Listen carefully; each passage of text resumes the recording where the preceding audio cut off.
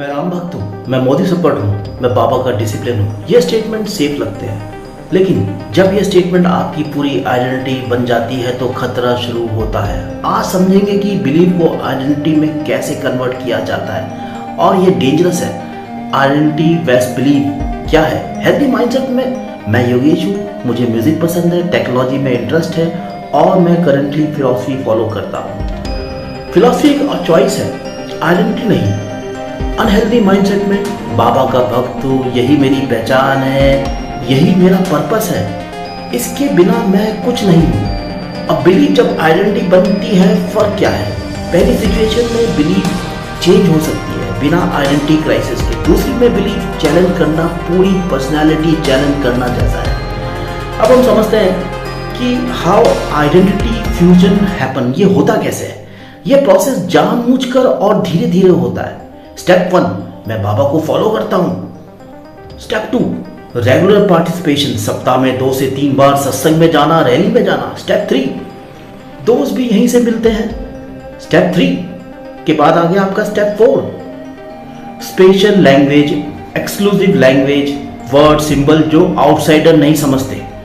Step 5, lifestyle change हो जाती है, ड्रेस, आपका फूड, आपका डेली रूटीन, उसमें पूरा चेंज हो जाता है। स्टेप 6, मैं बाबा का भक्त सपोर्टर हूं, बन जाती है एक प्राइमरी आइडेंटिटी। अब जब बिलीफ चैलेंज होता है, असली क्राइसिस शुरू होता है। अगर मेरे गुरु नेता गलत है तो मैं कौन हूं? इतने साल मैंने उनके लिए जिया, लोग मुझसे किस नाम से जानते हैं, उसके बिना मैं क्या? मेरी अचीवमेंट, मेरा सोशल लाइफ सब इसी के अराउंड था।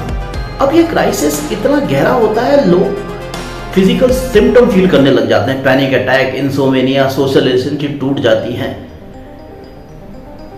डिप्रेशन और anxiety. Real example, cult survivor जब बाहर आता है,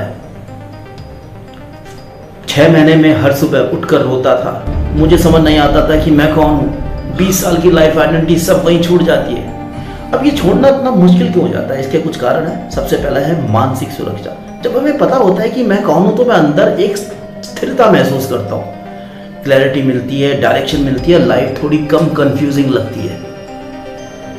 आइडेंटिटी हमें मीनिंग देती है और मीनिंग हमें कंफर्ट देता है, अपनापन मिलता है।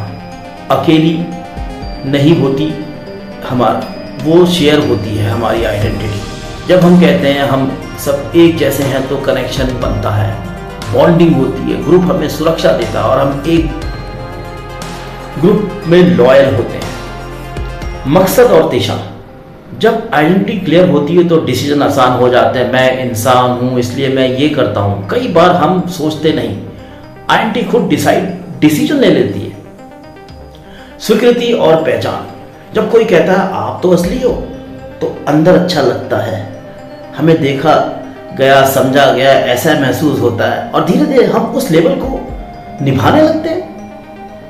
तो यही है कारण कि जब आइडेंटिटी टूटती है। आइडेंटिटी हमें स्ट्रेंथ भी देती है, लेकिन अगर हम सावधान न रहे तो वही आइडेंटिटी हमें सीमित भी कर देती है।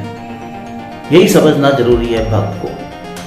भक्त हो, यह फ्रेज ईगो को सेटिस्फाई करता है। आइडेंटिटी छोड़ना मतलब सोशल सर्कल खोना, लाइफ पर्पस खोना, वैलिडेशन खोना, कंफर्टेबिलिटी, रियलिटी खोना। बहुत स्कैरी है। अब बिलीफ के बिना भी कंप्लीट है। हम सिर्फ एक रोल नहीं है, मैं सिर्फ फादर नहीं हूं, मैं सिर्फ टीचर नहीं हूं, मैं सिर्फ फिलोसोफर नहीं हूं, मैं सिर्फ फोटोग्राफर नहीं हूं, मैं सोशल वर्कर नहीं हूं, मैं इन सबका मेल हूं और इससे भी ज्यादा हूं। मेरी पहचान मेरी वैल्यू से बनती है। मैं ईमानदार हूं, दयालु हूं, सीखने वाला इंसान हूं। ये मेरी बिलीफ नहीं, मेरा चरित्र है। और सबसे जरूरी बात, मैं हर दिन बदल सकता हूं, सीख सकता हूं, इवॉल्व कर सकता हूं, ग्रो कर सकता हूं। मेरी पहचान मैं खुद तय करता हूं। लोग क्या सोचते हैं, समाज क्या कहता है, इससे ऊपर है मेरी सोच। याद रखिए, आप अपनी बिलीफ से बड़े हैं। बिलीफ सिर्फ टूल है, आपकी पूरी पहचान नहीं। अगले एपिसोड में हम बात करेंगे कम्युनिटी की पावर पर, कैसे बिलोंगिंग की चाह हमें कभी कभी सच से दूर ले जाती है।